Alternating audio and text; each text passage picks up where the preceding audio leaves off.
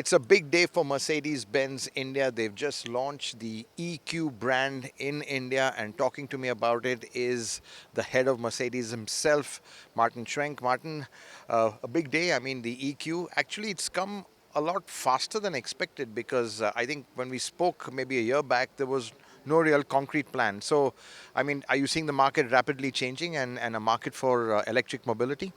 Well, let me answer in two ways. The one thing is, on the one hand, globally, Mercedes-Benz is preparing a lot of electric products. I mean, from plug-in hybrids to full electric vehicles. And we are in the relatively comfortable situation that we can monitor what is happening locally. And if we feel the need that it makes sense to bring a product or to make a move in India, then we do that.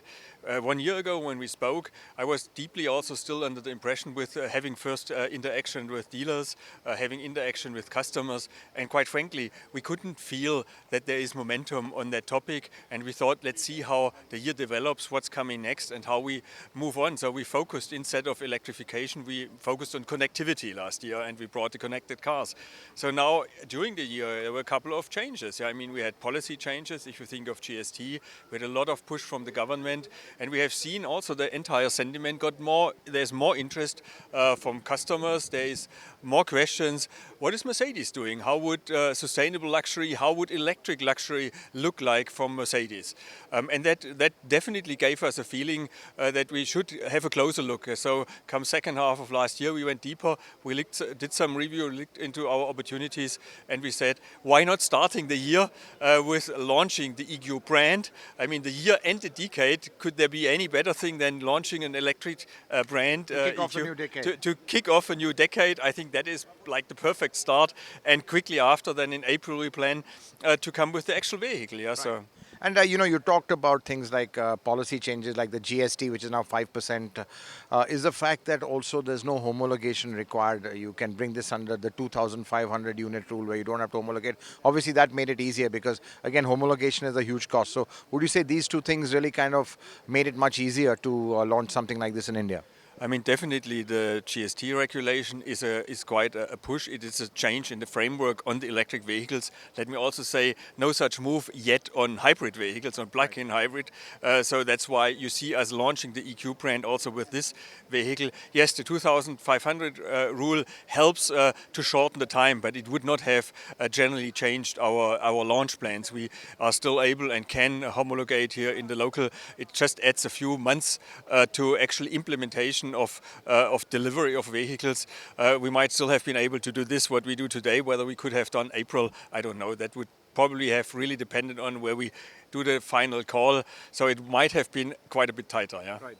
And, Martin, quite frankly, again, whatever you say, that, despite all the benefits, volumes for this are going to be really small still. I mean, launching something like this, I mean, is it more of a message? Is it more of a business case? Because I don't think it's too much of a business case. I mean, very small volumes. I mean, launching this model, I mean, what is the kind of, is it more about, let's say, positioning yourself as a leader in a certain technology and green mobility?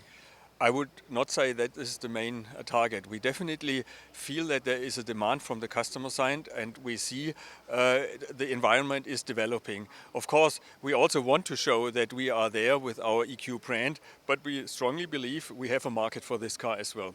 So what you will see, you say small, very small numbers. I don't think very small numbers, but obviously it won't compete with our mainstay vehicles. But I still hope that we get. You want to give me a guess? No, I don't give you one, but I think it will definitely get some numbers this year. Three digits? Let's see. I cannot tell you anything, but I think surely we're not talking 10 or 20 units. Yeah, so we're talking a few more, but surely we'll not compete with the bigger portfolio. And again, on the other hand, it is definitely for us an opportunity also to learn and to study. I mean, it's finding which is the right markets to work with in India.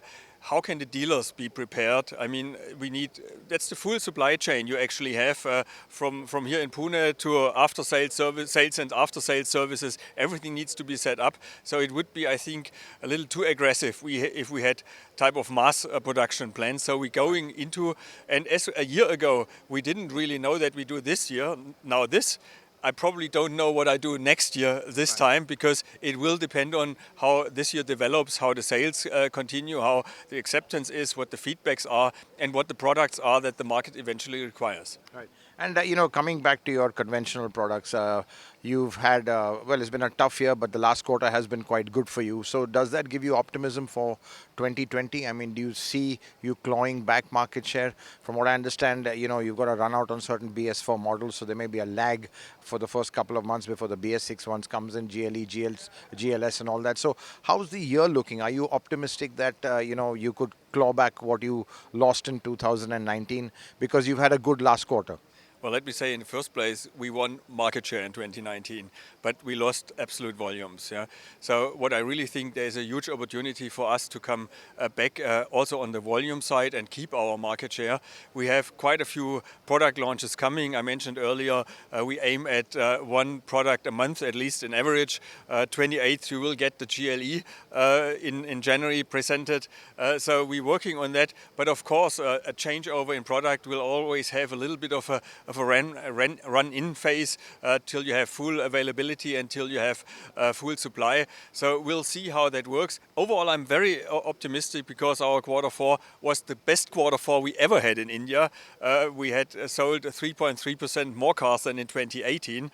So I think that's quite an achievement, and it actually shows the confidence. The confidence is not only mine. I base it on what I talk to customers, but more so when we have conferences, meetings, travels to dealers and meet dealers. And I have seen from, say, the festive season onwards, that the expectation and the momentum has always also built up on actually the sales floor, in the confidence and minds of the dealers.